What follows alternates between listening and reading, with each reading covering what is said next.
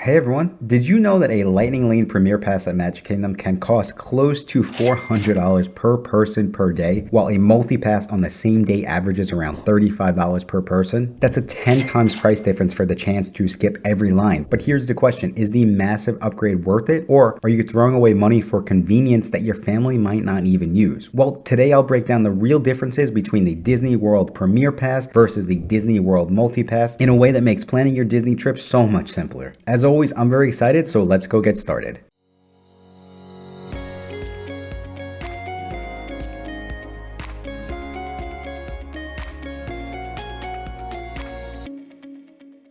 Thank you again so much for checking out this video. Like I said, I'm about to break down all of the differences between Lightning Lane Premier Pass and Lightning Lane Multi-Pass. So let's start by laying down the ground rules here. And these are the basics that you need to know about. So both Lightning Lane Multi-Pass and Premier Pass are pay to skip the line services in Walt Disney World. However, how you go about skipping those lines and how much it's going to cost you is what you need to know about. So both Multi-Pass and Premier Pass open up to on-site Disney World Resort guests and some other select hotels 7 days in advance if you're not staying on site and you're staying off site, and then it will open up for off site guests 3 days in advance. And both of these services are sold in limited quantities, so they can sell out, which means it's not guaranteed that you could just show up on the day of and purchase these services. Okay, so now that we know the basics, how are they different and why would anyone pay nearly $400 for a single Premier Pass when they have another option in the Lightning Lane Multi-Pass that would just cost them around $35? So for a fraction of the cost, the Multi-Pass gives you a way to skip lines without draining your vacation budget. But here's the catch. There are limitations and guests can only pre-select 3 rides at multiple eligible attractions to start each day in the park. You can't just walk up to a ride whenever you want. You need to pick and plan ahead with the Lightning Lane Multi-Pass. And I say eligible because there are single pass attractions which are not included in Multi-Pass, which you need to purchase a la carte. There are also some other, rides here and there that just aren't with the Multi-Pass, but outside of the a la carte single pass ones, you don't have to be worried about those. So the single pass rides, the a la carte ones, these really tend to be the most popular rides. So we have Tron Light Cycle Run and Seven Dwarfs Mine Train at Magic Kingdom, Guardians of the Galaxy at Epcot, Rise of the Resistance over in Hollywood Studios, and Avatar Flight of Passage in Animal Kingdom. Those rides are not included with Multi-Pass. So with Multi-Pass, guests will need to book a return window to be able to ride an attraction. So like I said, you have the ability to pre-select 3 experiences to start each day, with most parks letting guests select 1 experience from Tier 1 and 2 from Tier 2. The one caveat to that rule is Animal Kingdom, all of the rides in Multi-Pass are Tier 2. But that's pretty much how it goes. 1 ride from Tier 1, 2 rides from Tier 2. The most important thing to remember is that all 3 of your initial selections have to be in the same park. And another thing to keep in mind is that the rides do get released. If you're at the 7-day window, it's at 7 a.m. So 7 a.m. either 7 days before or 3 days before your first visit in the park. So for example, guests visiting Magic Kingdom can grab a Tier 1 attraction like Space Mountain. They can then pair that with 2 Tier 2 choices such as Pirates of the Caribbean and Dumbo the Flying Elephant. So your day might look like Space Mountain 10 a.m. to 11 a.m., 12 p.m. to 1 p.m. Pirates of the Caribbean, and then 2 p.m. to 3 p.m. Dumbo the Flying Elephant. Everything is tied to a return time, which means that your family will know essentially exactly which rides you need to go on and when. So you can kind of shape your morning and your afternoon around those windows. And as you can see, it feels a lot like making a set dinner reservation. You're guaranteed a seat at the table, but only at the times that you manage to secure. So as you can see, this tiered structure has really been designed to spread people out. You don't get to pick 3 of the most popular rides right off the bat. Instead, you balance 1 top tier ride with 2 supporting attractions. And in theory, it's a smart system, right? But I feel like the downside is it can feel limiting. And so here's where the strategy comes in. Once you tap into that very first ride, the app essentially opens up and you can make another selection. So this means the earlier you get to tap into your first ride, the faster you can start grabbing more. So families that move quickly can try to grab another Tier 1 attraction if it's still at a decent time. But there are 2 very important things to keep in mind here as we compare them. The ride availability can sell out, especially for the most popular rides within your day. And the second one here is that you can park hop and make another ride selection at a different park once you scan into your first ride. But again, don't forget all of your initial 3 rides rides must be within the same park. And so as you can see, because the rides do sell out, this is where staying on site becomes a major advantage. So Disney allows resort guests to book these first 3 rides 7 days in advance, like I said, and it might not sound like a lot, but think about the same way you think about booking a new restaurant in town. If you grab a reservation a full week early, you're picking prime dinner times. And if you wait until a few days before, you're probably left with either very early or very late options, something that doesn't really fit your plan perfectly. Now, on the bright side, of course, like I said, the Lightning Lane Multipass is relatively affordable, with the average Magic Kingdom Lightning Lane cost of $2,025 anyway, coming in right around $35 per person. However, on the downside, experiences can sell out for the day, like I said, and this could put a cap on how much time you actually save and how many attractions you actually get to use it on. Plus, you can see there's going to be a ton of planning and sticking to schedule, and even planning when you're in Walt Disney World on the My Disney Experience app with this multipass. And that, of course, brings us to Lightning Lane Premier Pass, which does provide guests with the ultimate ability to skip every eligible Lightning Lane attraction in the park. And it brings up the question, what would you pay to never check your phone, never book a time slot, and just walk straight into the Lightning Lane to skip the line whenever you would like? And that's the thought process behind the Lightning Lane Premier Pass. And it really does what it says it's going to do. Unlike the multipass where you have to pick the return times and shuffle plans if it doesn't fit in or worry about what's left, Premier Pass completely removes the entire stress of that. You buy it, you walk into the park, and every attraction that has Lightning Lane is available to you. But of course, here's the flip side and the downside, the price. We're not talking a few extra dollars. At Magic Kingdom, the Lightning Lane Premier Pass, the average is $392 per person, and that's almost 10 times more the cost of the multipass on the same day. And you guys, again, you could probably do the math. Just imagine a family of 4 with parents, 2 kids, just for 1 day of rides, they're paying over $1,200 just to skip the line. That's before food, before souvenirs, that's before even buying your theme park ticket. And if you're trying to save money on theme park tickets, shameless plug, just be sure to go check out theparkprodigy.com. And I feel this is where most families get stuck, because freedom sounds amazing, but I mean, the sticker shock here is real. So what do you actually get for that type of money? Well, you get the right to use the Lightning Lane entrance for every single eligible attraction in that park that day. And now the important thing here is that this includes rides which are included in Multipass, but also those single pass a la carte rides that we spoke about earlier, which are the most popular rides in the park. And so unlike Multipass, you aren't limited to one tier 1 at the start of your day or bound to keep refreshing your phone. If you decide in the afternoon that it's time for a thrill ride and you want to hit every single tier 1 ride back to back to back, you simply can do that. But there's another con. The important thing to keep in mind here is that with Premier Pass, you cannot park hop to another park at this point in time. So it really is designed for guests who plan to spend every hour inside one park and get the most out of that single location. And this might work perfectly for first-time visitors who want every highlight at Magic Kingdom, or if that's just the way that you kind of like to vacation. And I would say that another really important thing to keep in mind with both Multipass and Premier Pass is both of these only allow you to go on each attraction once. So Multipass, if you're lucky enough to get, let's say, Pirates of the Caribbean, you can't choose and try to get another, return window for Pirates of the Caribbean. With Premier Pass, it's the same thing. You have every ride at your disposal, but you can't go on the rides twice. So which one is right for you? Well, of course, as you can see, the real difference isn't just cost, it's control. The Multipass gives you a structure, a chance to plan smart and stretch your budget while still skipping some lines. The Premier Pass, on the other hand, buys you freedom. No schedules, no return windows, just the easiest way to see everything in one park. And as you can see, when trying to figure out which one is better for you, it really comes down to what's more important for your family. Saving money but giving up some flexibility, or paying more for total convenience and less stress. I don't really think there's one size fits all, and that's why I created this video, just so you can understand the differences between them both. And I really hope that you found this video helpful. And of course, just be sure to let me know in the comments, which option have you gone with? Which option do you think you're going with on your next Disney World vacation? And if you are in the process of planning that Disney World trip and you need a little additional help, just be sure to go check out our website, theparkprodigy.com. Right now, as a thank you, we are actually giving back up to $250 in a Disney gift card for anyone who books a Disney World vacation package with our small business. And there is a link in the show notes that you can go and fill out to get a free, no obligation quote and get my help, my team's help, planning an amazing trip that your family will never forget. But I think that's all the time we have for today. Thank you all again so much for checking out this video, and until next time, I will talk to you soon.